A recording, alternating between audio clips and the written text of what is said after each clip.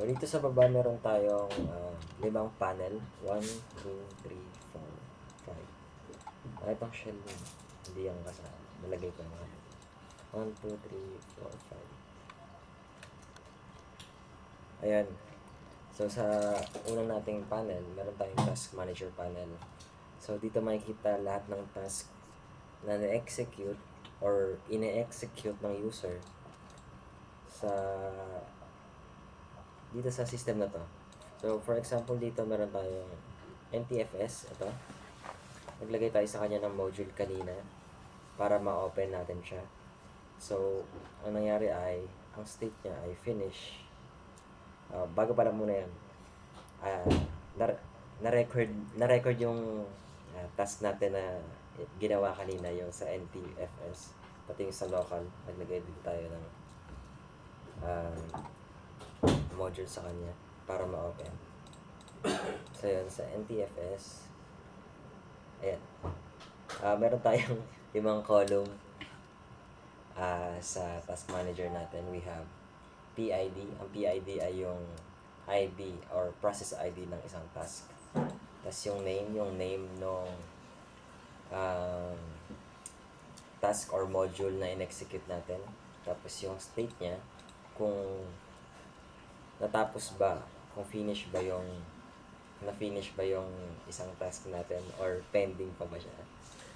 Tapos sa info, kung success ba yung operation natin o nag-error. Yun lang ilalabas dito. Tapos duration, kung gaano katagal yung process ng pag-execute ng task.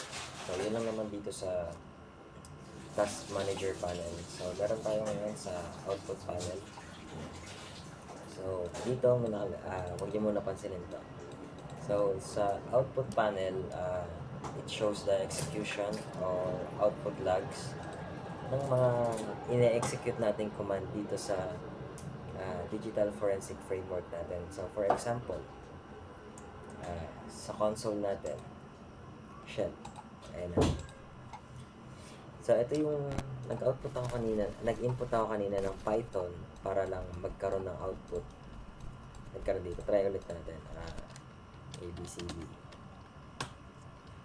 Ngayon, kung makikita nyo, hindi lalabas dito yung output na tinype natin sa shell. Lalabas siya sa output panel. So, makikita natin dito, module ABCD does not exist. So, dito, makikita natin kung para saan ano ba tong module na to does not exist. Tapos sa error naman, error panel, dedicated yung panel na to para sa log ng errors natin sa pag-execute ng mga command or sa process na ginagawa natin habang nagbo-browse dito sa disk, bit copy ng disk ng isang suspect or suspect. So, yun, modules. Eto na yan. So, dito natin kadalasan dinideclare yung sa shell yung modules para maka-execute tayo ng command for additional basta sa additional natin na features. Yun. Para ma-explore natin additional features ng system na to ng digital forensic framework.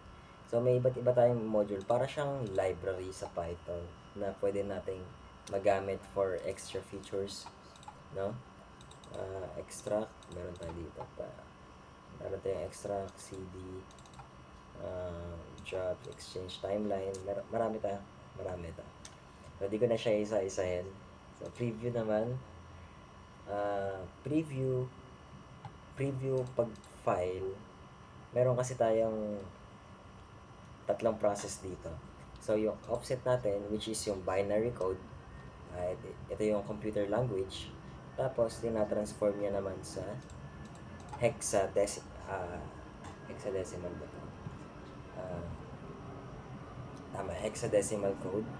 Tapos, papunta siya sa ASCII code. Ngayon, Ang ASCII code, ito yung data or para ba to?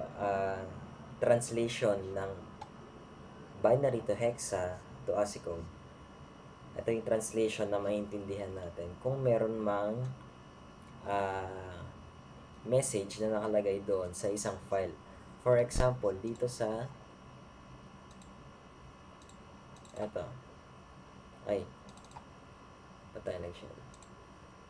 Dito sa eto, sa JPEG, sa NTFS natin.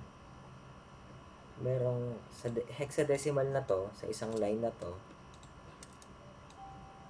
na-read niya, nakalagay doon sa file na to na a disk read error occurred NTLDR blah blah blah blah blah. So makikita natin dito, makikita dito ng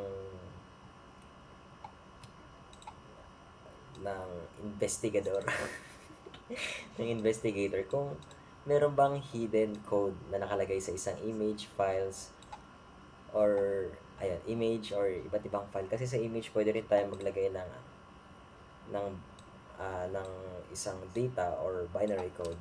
Tapos pwede nating ma-read yun gamit ang process na gantong process. So makikita nyo kada file may iba't iba siyang